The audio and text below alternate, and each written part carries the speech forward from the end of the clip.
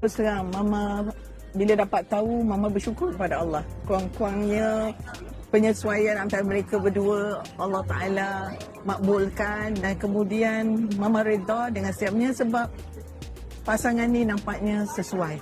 Alhamdulillah. Pada Buya, perjalanan Sadiq dan Bella, kita tahulah, kita dimaklumkan tidak mudah, tetapi mereka sesuai antara kedua dan apa-apa ke depan dia akan bersama dan InsyaAllah. Amin. Kita Amin. doakan insyaAllah pada hari ini berkah dan semua dimakmurkan insyaAllah. Amin. Bella adalah seorang anak yang baik. Terus terang, Mama memerhatikan gerak-geri dia, perilaku dia.